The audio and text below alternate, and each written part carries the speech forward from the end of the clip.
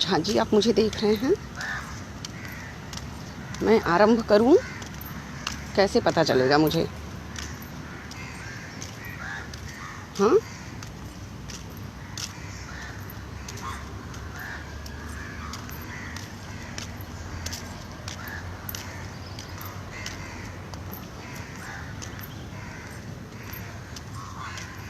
नमस्ते सभी को। धन्वंतरि के जन्म दिवस की शुभकामनाएं।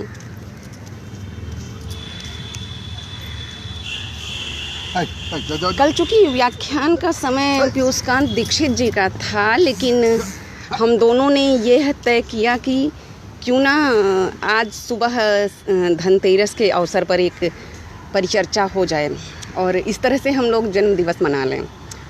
तो धनतेरस के संदर्भ में ये कहेंगे, जब धन्वंतरि को याद करते हैं तो पुराणों और महाभारत में धन्वंतरि का जिक्र मिलता है और वहाँ यह जिक्र है कि जब समुद्र मंथन हुआ था तो उसमें 14 रत्न मिले थे, तो 14वें रत्न धन्वंतरि थे। तो धन्वंतरि जब अवतरित हुए थे धनतेरस के ही दिन 14वां रत्न मिला था। तो जब धन्वंतरि आए थे तो उनके हाथ में कलश, अमृत कलश था, शंख चक्र था और औषधियाँ थीं, वनस्पतियाँ थीं, कुछ पौधे। तो ये हुआ कि उन्होंने कहा कि विष्णु से कि अब मेरा स्थान दीजिए, तो सभी स्थान तो वितरित हो चुके हैं। तो उन्होंने कहा अब तो संभव नहीं है, लेकिन अगले जन्म में आप काशीराज के पुत्र धन्व के रूप में आएंगे। और अभी आप चूँकि धन्वंतरि क्या करते हैं, विष्णु पालक हैं, तो धन्वंतरि जब लोगों की रोग से रक्षा करते हैं तो उन्हें भी विष्णु का अंश माना गया है, क्योंकि धरती पर सृष्टि के पालनकर्ता विष्णु हैं और मनुष्य के स्वास्थ्य की रक्षा चिकित्सक धन्वंतरि करते हैं। तो इस तरह से कई और जनश्रुतियाँ हैं कि उसमें यह जिक्र रहता है कि धन्वंतरि कैसे जो है अपना औषधियाँ करते थे, कैसे क्या क्या करते थे, औषधियों के निर्माण की प्रक्रिया, उसकी विशिष्ट रसायन बनाना, शल्य चिकित्सा इनका प्रमुख काम था। और शल्य चिकित्सा के संदर्भ में वेदों में यह जिक्र मिलता है कि अश्विन सर्जन थे और राजा खेल की पत्नी का युद्ध में जब शत्रुओं ने पैर काट दिया था विपश्यला का, तो उन्होंने लोहे की टांगें लगा दी थी और इस तरह से एक लेग ट्रांसप्लांट हो गया था। इसी तरह से दूसरा केस इनमें आता है, दधीची का सर काट के फिर घोड़े का सर लगा दिया गया और फिर मधु विद्या से पुराना सर लगा दिया गया। कहने को ये सब किंवदंतियाँ हैं, सही हैं या मजाक हैं, लेकिन ये हमें नए अनुसंधान की दिशा देती हैं और नए अनुसंधान की दिशा देना सबसे बड़ा काम है। तो इस तरह से एक यह हो गया। रुद्रों को भी दिव्य भीषक कहा गया है। तो वेदों में मतलब रुद्र और अश्विनों का इस तरह से जिक्र मिलता है। और धन्वंतरि की परंपरा में अगर हम आएँ तो धन्वंतरि की परंपरा में ये देखते हैं कि ब्रह्मा ने दक्ष प्रजापति को चिकित्सा विज्ञान सिखाया, दक्ष प्रजापति से अश्विनों ने सीखा, अश्विनों से इंद्र ने सीखा और इंद्र से धन्वंतरि ने सीखा। तो धन्वंतरि साक्षात इंद्र से सीखकर और पृथ्वी पर मधु विद्या का, चिकित्सा विद्या का प्रसार किए। अच्छा, स्कंद पुराण में और चरक और सुश्रुत संहिता में जो जिक्र मिलता है वो ये है कि धर्म, अर्थ, काम, मोक्ष चारों पुरुषार्थ की साधना ही मनुष्य के जीवन का दायित्व है और स्वास्थ्य की एक स्वस्थ मनुष्य ही इन दायित्वों का निर्वहन कर सकता है। तो ऐसे में धन्वंतरि चिकित्सक सबके स्वास्थ्य की रक्षा करते हैं और जब स्वास्थ्य की रक्षा करते हैं तो एक चारों पुरुषार्थों से श्रेष्ठ यह चिकित्सा विज्ञान है। स्वास्थ्य दान को सबसे बड़ा दान कहा गया है और इस रूप में डॉक्टर जो है, चिकित्सक, वह ईश्वर का अंश कहा गया है। वह धरती पर ईश्वर का साक्षात रूप है, उसमें विष्णु का अंश कहा जाता है क्योंकि वह लोगों का पालन करता है। अब व्यक्तिगत व्यवहारिक जगत में क्या है ये देखें और जो हमारे शास्त्रों में है उससे हमें क्या सीखना चाहिए, क्या है जो इतिहास और अतीत की जो विद्याएं कालजयी हैं, जो आज भी उपयोगी हैं, उनको हम किस तरह से सामने लाएं, सबको उसका दायित्व बताएं। इसमें अथर्ववेद का एक प्रसंग है कि जिसमें रोगी को देखते ही चिकित्सक उसे छू कर कहे कि डरो मत, मैं हूँ ना, ठीक हो जाओगे। और ऐसे में आधी रोग तो कहते हैं उम्मीदें उसकी दूर कर देती हैं, दर्द जो है उम्मीदें दूर करती हैं। तो इस तरह से चिकित्सक का प्राथमिक दायित्व तो स्पर्श चिकित्सा, शब्द शक्तियाँ प्रभावशाली हैं, इस तरह से होता है। तो अब धन्वंतरी पे चूँकि आज जन्मदिवस है और 14वें रत्न ये थे, और 14वें रत्न के रूप में हाथ में अमृत कलश लेकर अवतरित हुए थे।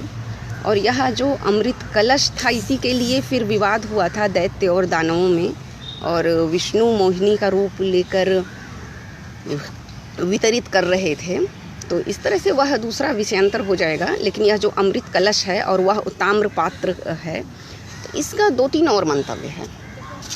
जैसे ताम्र पात्र में पानी पीने से या उसका सेवन बर्तन खाने में भोजन आदि करने से कहते हैं तांबे के गुण शरीर में आते हैं और शरीर एंटीबायोटिक रहता है, उसकी रोगों से जूझने की क्षमता बढ़ती है और बनी रहती है, घटती नहीं। तो इसलिए दीपावली के दिन ताम्र पात्र खरीदना चाहिए तांबे के। अच्छा, चांदी भी खरीदने का आज ही के दिन जो योग है, अब ये सब कहते हैं लोक रीति है, लोक त्यौहार है, लेकिन इसकी महत्ता देखिए। चांदी चंद्रमा का प्रतीक है और चंद्रमा आपको शांति देता है, शीतलता देता है, सुकून देता है। और चंद्रमा में औषधीय गुण भी हैं जो वनस्पतियों में प्राण की रक्षा के तत्व को डालता है। चंद्रमा की किरणों से ही ज्वार और भांटे समुद्र में आते हैं। तो ऐसा जो चंद्रमा है, उसका जो प्रतीक धातु है वो चांदी है। तो जब हम चांदी खरीदते हैं तो उससे हमारे मन को शीतलता, सुख और सुकून मिले, और सबसे बड़ी बात है कि संतुष्टि मिले। तो ये जो धनतेरस है, धन्वंतरी का अवतरण दिवस है, इसका उद्देश्य मात्र शरीर का स्वास्थ्य नहीं, वो चिकित्सक हमारे मन और बुद्धि के स्वास्थ्य की भी रक्षा करते थे। तो शरीर, मन, बुद्धि के रूप में जब हम स्वस्थ रहेंगे, तब हम आत्मा के स्वरूप आनंद में रमण कर पाएंगे और आनंद को महसूस सकेंगे। क्योंकि ज़्यादातर हमारे अंदर ही आनंद है और वहीं तक हम नहीं पहुंच पाते। वहाँ तक की यात्रा के लिए तमाम ज़रूरतें इकट्ठे करेंगे, सुविधाएं बटोरेंगे, हम बताएंगे मेरे पास मर्सिडीज है या वो गाड़ी कौन कौन सी बड़ी बड़ी सी जो भी हैं, और हमारे पास पर्सनल हेलीपैड भी है, यहीं उतरता है मेरा हेलीकॉप्टर। तो ये हम क्यों आपको बताते हैं कि आप यह जानो हम सुखी हैं, और आप अगर जानोगे कि हम सुखी हैं तो हम भी सुखी हो जाएंगे। लेकिन वस्तुतः यह सब तृष्णा को बढ़ाते ही रहते हैं। तो तृष्णा हमारी, तृष्णा तृप्त कैसे हो, इसलिए हमें सबसे पहले अपने आप को संतुष्ट रखना होगा, अपनी ज़रूरतों की एक सीमा तय करनी होती। हम मध्यवर्गीय परिवार से हैं और हम देखते थे कभी कभी धनतेरस में एक चम्मच खरीद के आ जाता था कि चलो त्यौहार का शुभ हो गया। उसमें ये होता था कि कोई बात नहीं, त्यौहार है, हम लोग इसी में संतुष्ट हैं, त्यौहार भी हो गया, हमारी ज़रूरत भी हो गई। तो इस तरह से हमारी संतुष्टि को बताते हैं त्यौहार। बहुत सारे लोग कहते हैं अमीरों की दिवाली है, अमीर लोग खरीदारी करते हैं, विज्ञापन भी आपको आकर्षित करते हैं। लेकिन जो मर्म है इन त्योहारों को मनाने का, जानने का और जीने का, वो यही है कि आप एक चम्मच खरीद के भी बहुत संतुष्ट रहते हो और धनतेरस मनाते हो, धनवान बनते हो। तो इस दृष्टि से जब आप जीवन जियोगे कि धरती हमारी, आकाश हमारा, पेड़ पौधे हमारे, हवाएं हमारी, तो हमें कमी किस चीज़ की है। और जब हम अपनी कमियों को महसूस नहीं करेंगे या कमियों पर विजय प्राप्त करेंगे, तब हम असली धनतेरस मनाएंगे। बाकी तो मधुरवाड़ी सबसे बड़ा धन है ही, शब्द शक्तियाँ हैं ही। अभी इनबॉक्स में कल 15-20 लोगों का आग्रह था कि मैं पत्र एक लिखूं। किसको लिखूं? सब भाई थे, भाइयों को लिखूं। मैंने कहा ठीक है, भाई दूज का आपने वो एक ले आना, मैं लिख दूंगी। तो ये होता है कि शब्द शक्तियों से को जो है सभी चाहते हैं, सभी लालायित हैं। और ये सच है कि आज शाम को आप कितनी भी शॉपिंग करें, कितना भी EMI ऑफ़र आपको दे, विज्ञापन दे, आप प्यार नहीं खरीद सकते हैं। आज धनतेरस को अगर कोई प्यार खरीद के दिखाए तो हम माने। और वही हमारे आलोक भैया हैं जो कुछ ना कुछ हमको लिख देते हैं और हम उनसे जो है अपने बही खाता में उनका नेग का ब्याज जोड़ते रहते हैं। तो वो जो उपलब्धि है जो हम हासिल करते हैं, और ख़रीदने और हासिल करने में भी अंतर है। धनतेरस को हम बाज़ार जाएंगे, विज्ञापन देखेंगे, तमाम ऑफ़र चल रहे हैं और कुछ ना कुछ ख़रीद लेंगे, लेकिन स्वस्थ मन, एक मुक्त हंसी, बिना किसी को दिखाने वाली, बस अपने आप कमरे में अकेले में ही मुस्कुरा जाने वाली हम नहीं खरीद सकते। और यही रहस्य हमारे तीज त्यौहार हमें देते हैं कि जो हम घर की तैयारियां करते हुए, जूझते हुए, सफाई करते हुए 1-2 घंटे की नींद में ही संतुष्ट रहते हैं, मुस्कुराते हैं। तो त्योहारों का मर्म यह है कि हम अपने वास्तविक खुशी को महसूस कर लें, तमाम विवर्त विकारों को हटाते हुए। और धन्वंतरी का जो उद्देश्य है, चिकित्सा विज्ञान का धन्वंतरी बाद में एक पद बन गया था, और ये विक्रमादित्य के नवरत्नों में भी थे फिर। और ये भी कहा जाता है कि धन्वंतरी जो एक पद था वो शल्य कर्म करता था, शल्य चिकित्सा, सर्जरी से जो है निदान करता था। एक सेकेंड। तो ऐसे में शल्य चिकित्सा का एक ये भी हो जाता था कि एक कोई राजा थे, उनके पानी पीते हुए मछली चली गई थी नासिका मार्ग से, और दिमाग में वो मछली परेशान कर रही थी, तो वो मस्तिष्क का छेदन करके मछली निकाल दिए। बाकी राजा शिवी का तो वर्णन है ही, कबूतर, जख्मी कबूतर के लिए मांस दान किया और उस मांस को उस कबूतर में लगाया गया, प्रत्यारोपित किया गया। तो इस तरह से जो सर्जरी की विविध प्रक्रियाएं हैं भौतिक जगत की, भौतिक शरीर की, भौतिक जगत की, वह भी बहुत व्यापक स्तर पर रही हैं। स्वामी अग्निवेश के मंत्रों का जो है चरक ने फिर से संयोजित करके, चरक संहिता में अग्निवेश के ही मंत्र हैं सारे, उन्होंने लिखा भी है इस बात को। इसी तरह भेल संहिता है, और चिकित्सा विज्ञान के 8 अंग हैं।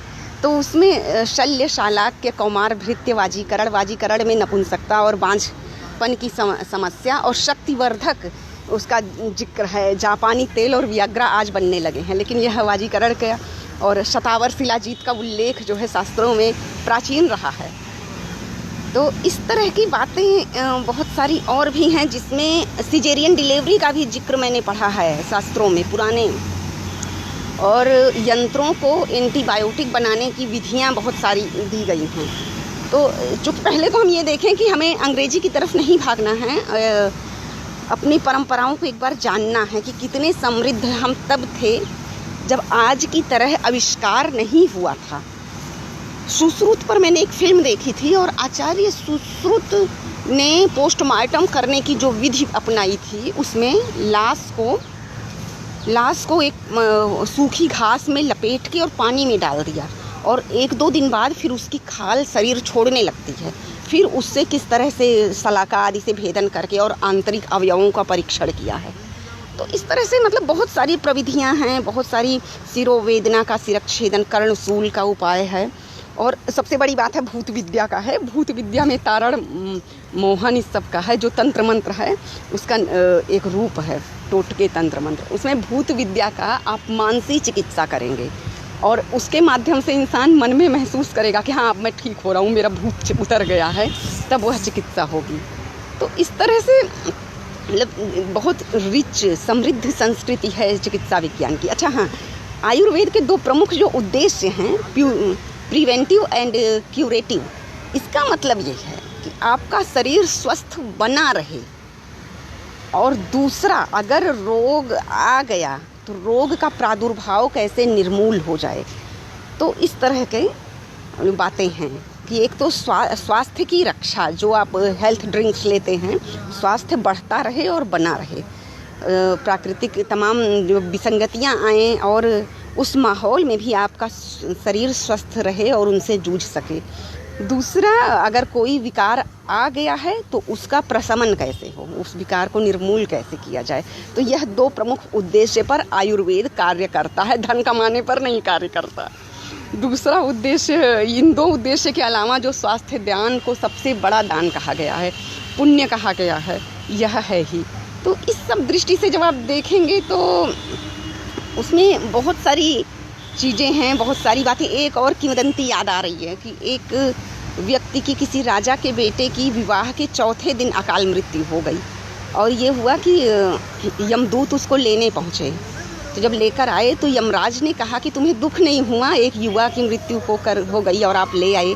तो कहा दुख तो बहुत हुआ, उस विधवा का विलाप देखकर बहुत हुआ, न दुख हुआ नवविवाहिता का, लेकिन काल को टाला नहीं जा सकता। उस समय यमराज ने जो कहा है वो ये कहा है, धनतेरस के दिन, चूँकि यह चिकित्सा का दिन है, चिकित्सा अधिकारी का जन्म दिवस है, तो धनतेरस के दिन शाम में दक्षिण दिशा में यदि एक दिया जलाया जाए तो उससे अकाल मृत्यु का भय चला जाता है। अब पता नहीं किसके ऊपर अकाल मृत्यु का भय है, किसके ऊपर हम नहीं जानते, लेकिन हर किसी को धनतेरस के दिन दक्षिण दिशा में दिया जलाना चाहिए। और यह एक दिया ही नहीं, ये उम्मीद का प्रकाश है और इस प्रकाश में हम तमाम विसंगतियों और आशंकाओं पर विजय प्राप्त करते हैं, सारे अंधकार दूर होते हैं एक दिए में। तो इस तरह से बहुत सारे जीवन को जीने की कला सिखा जाते हैं। कहते हैं इसके बाद भी अगर कहीं कोई मृत्यु हो जाती है तो लोग मृत्यु में भी गीत गाते हुए रोते हैं कि हमने यह दिया भी जलाया फिर भी हो गई मृत्यु। तो ऐसे में करोड़ों रस की भी सार्थकता है। और कुल मिलाकर हम ये कह सकते हैं कि आयुर्वेद और या जो चिकित्सा विज्ञान है, यह जीवन का शास्त्र है, जीवन देता है, जीवन में उत्साह देता है, उम्मीद देता है, जिजीविषा देता है। आप रो सकते हैं खुलकर। करुण रस का कभी कभी लगता था करुण रस क्यों बनाया गया होगा जब मैं तकलीफ़ में होती हूँ, लेकिन फिर लगता है कि यही तो जिजीविषा है। हम 2 घंटे 4 घंटे 2-4 दिन ढंग से अगर रो लें और उसके बाद फिर हम वापस अपने उसमें आ जाएंगे कि नहीं हम जो है अब जिएंगे। वह जो हमारा रुदन है वो एक नींव बन जाता है और एक नई परिस्थिति में, नए चुनौती के लिए हम तैयार हो जाते हैं। तो यह सब मन की चिकित्सा है। मन और बुद्धि की विविध चिकित्साओं पर हम ध्यान नहीं देते और केवल पैरासीटामॉल, कॉम्बिफ्लैम और इन सब से काम चलाते रहते हैं, और नहीं कुछ तो एंटीबायोटिक ले लेंगे जो कि बहुत ज़्यादा नुकसान करती है। तो सबसे पहले तो हमें औषधियों पर भरोसा रखना चाहिए, जड़ी बूटियों पर रखना चाहिए जो डायरेक्ट प्रभाव डालती हैं। उसे संशोधित करके जब आप टैबलेट रूप में लाएंगे तो वह शरीर के लिए कितना उपयोगी होगा। बाई प्रोडक्ट, दूर के रिश्तेदार कितने काम आते हैं अपना बेटा छोड़कर। तो इस तरह से आप सोचना होगा मेडिसिन के बारे में कि जो तुलसी का काढ़ा हमें देता है खांसी, वो सिरप हमें नहीं देता। सिरप से तो नींद आती है। तो एक तरफ हमारे कफ सिरप हैं जो हमें सुलाते हैं और दूसरी तरफ हमारी काढ़ा है जो हमें सुकून देता है। खांसी लौंग हम खाएं तो उससे आराम मिलता है। तो कुल मिलाकर यहाँ हम धन्वंतरी का जन्मदिवस मना रहे हैं और धन्वंतरी के बहाने बहुत सारी अपनी परंपरा को, भेल संहिता भी है, खारनाद संहिता भी है, बहुत सारी संहिताओं पर मेरा अध्ययन भी है उसे याद करना और बताना संभव नहीं, वो सब कभी लिख कर प्रकाश में लाएंगे। और एक ग्रंथ भाव प्रकाश भी है भाव मिश्र का, जो बहुत बाद का है शायद। उसमें भी बहुत सारी परंपराओं का और चिकित्सा विद्या का बहुत ही अच्छा और प्रासंगिक प्रायोगिक वर्णन है। तो इस तरह से बहुत सारी बातें हैं और कुल मिला के धन्वंतरी के जन्मदिवस की हम सभी बधाई देते हैं धन्वंतरी को, और आपस में एक दूसरे को इस बात की बधाई दें कि हम स्वस्थ रहें, मन से स्वस्थ रहें, सुकून हासिल करें, प्यार अर्जित करें और अपनी प्राकृतिक मुस्कान बनाए रखें। तो इस तरह से बाकी तो सब बाज़ार में बिक ही रहा है ऑफ़र में और EMI है ही, तो ये सारी चीज़ें हम अर्जित करें। और इस तरह से शाम को एक दीप जलाएं, कैंडल जलाने की ज़रूरत नहीं है। एक दक्षिण दिशा में जलाया हुआ दीप आपको आशंकाओं से मुक्त रखेगा। और कुछ खरीद लें, छोटा मोटा चांदी का खरीदें तो अच्छा है, नहीं कुछ खरीद सकें तो भी अच्छा है। अपने धैर्य, अपनी सुकून को बनाए रखें। कहते हैं क्रियाएं भाव प्रधान होती हैं, अगर भाव प्राबल्य है तो ज़रूरी नहीं है कि हम खरीदें या ना खरीदें। तो भावनाओं पर अपने फोकस करें और इस तरह से धन्वंतरी को जन्मदिवस की अशेष शुभकामनाएं। बाद में ये भी है कि द्वापर युग में धन्वंतरी काशी के संस्थापक काश के पुत्र धन्व के रूप में आए थे। और भी बहुत सारी किंवदंतियाँ हैं, बहुत सारी, क्योंकि पुराणों में कई अलग अलग लोगों ने कंपोज किया तो अपने अपने अनुसार पुराण लिखे गए हैं। महाभारत में भी एक प्रसंग में वर्णन है। और कुल मिला के अमृत कलश धन्वंतरी का हम याद रखें कि वह अवतरित हुए थे आज अमृत कलश लेकर, और हमारी मन और बुद्धि और शरीर को अमरता मिलेगी किसी न किसी रूप में। शरीर तो नश्वर है लेकिन मन और बुद्धि अमर होते हैं, तभी हम ऋषि मुनियों को याद करते हैं, अपने अतीत को याद करते हैं, अपना गोत्र याद रखते हैं। इसीलिए तो इस रूप में धन्वंतरी का हम सभी जन्मदिन मनाते हैं। सबको अशेष शुभकामनाएं। सभी स्वास्थ्य, बुद्धि, बल और सुख सुकून के धन से समृद्ध हों, मैं तो यही कहूँगी। बाकी तो चीज़ें आती जाती रहती हैं। बाकी ऐसे बाजार जो आज खड़े हैं, अगर हम संस्कृत की विद्या का, समृद्धि का, संस्कृत की विद्या तत्व का, संस्कृत भाषा में निबद्ध विद्या का प्रसार करने में लग जाएं सभी लोग, जो हम 24-25 हज़ार लोग हैं, तो मुश्किल से 10-15 सालों में यह जो बाजारवाद खड़ा है भौतिक वस्तुओं का, ये ढह जाएगा। क्योंकि यहाँ सब बिलबिला रहे हैं, हंसने नहीं आता है, जिम में बैठ के पसीना बहा रहे हैं, तो ये सब ढहने में देर नहीं लगेगी। कुल मिला के हम सभी को दृढ़ होने की ज़रूरत है।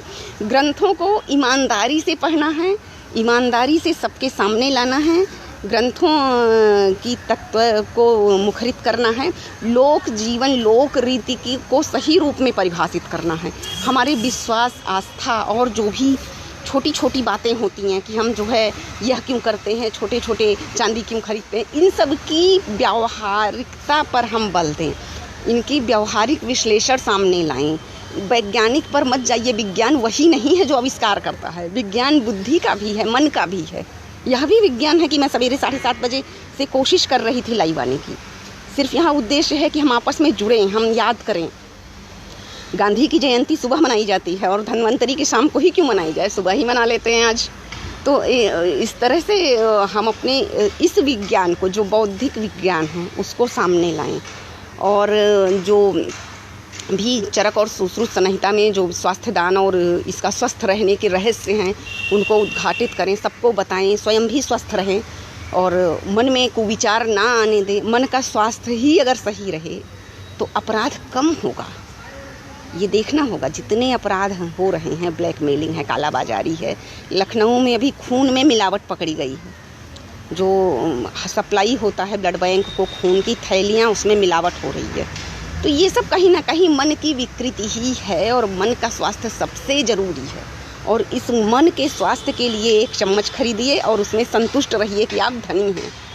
तो इस तरह से धनतेरस हम सभी मनाते हैं और हम सभी का यह लक्ष्य होना चाहिए कि हम अपने ग्रंथों की जो तत्व हैं, जो ऋषि मंत्र दृष्टा थे, उन्होंने अपनी प्रतिभा, अपने अनुभव और उसका प्रयोग करते हुए इन विशिष्ट विद्याओं को हमें दिया है। वो कालजयी कृतियाँ जो लोग 5000 साल पुरानी कहते हैं, कंप्यूटर में सेव नहीं रही हैं। वो मेमोरी कार्ड उनका नहीं था कोई यंत्र। वहाँ हम आप सब हमारे जैसे शिष्य याद करके और उसे परंपरा में आगे बढ़ाते रहे। और उससे उन्होंने कौन सा धन अर्जित किया होगा, कौन सी उनके पास गाड़ी बंगला या हेलीपैड, पर्सनल है हवाई जहाज रहा होगा, ये सोचिए। तो जब हम इस दृष्टि से जीवन को सोचेंगे, क्योंकि सभी नहीं सोच सकते हैं, 1 अरब 1.25 अरब जनसंख्या ऐसा नहीं सोच सकती, तो जो हम 24-25 हज़ार लोग हैं अभी, अगर हम ही सब ठान लें तो कहीं ना कहीं इन 1.25 अरब लोगों का तो भला होगा ही। और सबसे बड़ी बात है, मन के स्वस्थ रहने से अपराध कम होंगे। और इस तरह से चूँकि अब बहुत समय हो गया है, घर में बच्चे जग चुके थे, हम निकले तभी, वहाँ नेटवर्क नहीं था, तो अब सबको हम नमस्कार करते हैं। झा जी को विशेष नमस्कार करते हैं, उन्होंने हमको मौका दिया। चूँकि हमारे नाम के बाद कोई पद प्रतिष्ठा या विश्वविद्यालय नहीं जुड़ा है, एक विशुद्ध गृहिणी हूँ, इसके बाद भी आप लोग अगर मुझे थोड़ा सा अवसर देते हैं सामने आने का, तो मेरे लिए बहुत बड़ी उपलब्धि है। मुझे कोई पहचानता है, ये मेरे लिए बहुत बड़ी बात है। और इस रूप में फिर हम सब फिर से एक बार कहते हैं धन्वंतरी को जन्मदिवस की अशेष शुभकामनाएं। और हम सभी मन, मस्तिष्क, बुद्धि से स्वस्थ रहें। हम अपनी लोगों के, आसपास के लोगों के स्वास्थ्य की, अपने पर्यावरण के स्वास्थ्य की कामना करें। अच्छा, एक बात मैं भूल गई, एक संहिता में वायु के शुद्धिकरण का जो है जिक्र है, उसमें ऐसे है कि गुग्गल, हवन में जो गुग्गल पड़ता है उससे वायु शुद्धिकरण होता है। अभी दिल्ली में चूँकि 10 सिगरेट के पीने के बराबर एक मनुष्य धुआं ले रहा है, इस तरह से वायु प्रदूषित है, तो उसमें जो है इन चीज़ों का महत्व है। मेरे एक मित्र ने एक बार कहा था कि अमेरिका में तो हवन नहीं होता, वहाँ लोग स्वस्थ रहते हैं। अमेरिका की जलवायु और भारत की जलवायु में बहुत अंतर है। आप इसको पहले देखेंगे कि यहाँ 6 ऋतुओं का संघात है और 6 ऋतुओं का परिवर्तन में जो आपस में विचलन हो और उससे चीज़ें कैसे संयोजित हो इसके चांसेज ना रहें, इसलिए जो है हवन का विधान है। वर्षा ऋतु के बाद पितृतर्पण और देव पक्ष में नवरात्रि में हवन यही है कि जो आपकी समग्र विशुद्धियाँ हों वो निकलुषित हो जाएं और तब जाकर कार्तिक में स्वच्छ आकाश से चंद्रमा अमृत वर्षी होता है। कार्तिक की अजोरिया बड़ी महत्वपूर्ण है। कहते हैं काम शक्ति की वृद्धि होती है शरीर में, अगर बैठे औषधियों में प्राण पड़ते हैं तो इस तरह से वह तभी संभव है ना जब आकाश स्वच्छ होगा। और उसके लिए वर्षा ऋतु के पश्चात इन हवन यज्ञ पितृपक्ष और देव पक्ष का विधान है और उसके बाद फिर कार्तिक का चंद्रमा जो है औषधियों में प्यार संचरण करे और वो करे। तो इस तरह से बहुत सारी और भी हैं तथ्य जो सारा संभव नहीं है। और अब सभी को नमस्कार और बहुत अच्छा लगा जो हमें यहाँ मौका मिला। और धन्वंतरी के बर्थडे पे केक वेक काटने की ज़रूरत नहीं है, जस्ट एक चम्मच खरीद के आप संतुष्ट रहें। अपनी ज़रूरतों की एक अपर लिमिट याद रखें। अपने जो है, जो ईश्वर ने दिया, जो बच्चे, जो पति और जो पत्नी दिए हैं उसी में संतुष्ट रहना श्रेयस्कर है। और जो हमारे आसपास हैं उनके प्रति हम ईर्ष्या द्वेष वितृष्णा ना रखें, यह भी श्रेष्ठ है। अनावश्यक आकांक्षा ना रखें, जितना है उतने में, और प्रेम बांटते रहें, प्रेम लुटाते रहें, सबको खुश रखें, सबको आनंदित रखें, उसके आत्मिक स्वरूप आनंद से सबका परिचय करवाते रहें। यही श्रेय है, यही आज का आयोजन का लक्ष्य है। और सभी को धन्वंतरी दिवस की शुभकामनाएं। एक निवेदन है झा जी से, कल ये नरक चतुर्दशी और परसों अमावस्या पर भी अगर कोई थोड़ी थोड़ी देर के लिए लाइव आ जाएगा तो ठीक रहेगा। ये 3 दिन की श्रृंखला हो जाएगी त्योहारों की। और उसके बाद फिर चूँकि कल हो नहीं पाया, कल इसीलिए नहीं हो पाया कि यह 3 दिन होना था कार्यक्रम, तो इस तरह से आप करिएगा आयोजन, कोई ना कोई आ ही जाएगा। सबको सब पता ही है त्योहारों का मर्म। तो फिर से सबको नमस्कार। और सभी से यही है कि आप लोग संतुष्ट रहें, मन बुद्धि शरीर से स्वस्थ रहते हुए आत्मा के वास्तविक स्वरूप आनंद को अनुभूत करें और लोगों को स्वस्थ रखें आसपास। तो फिर सबको नमस्कार। इसको बंद कैसे करना है झा जी?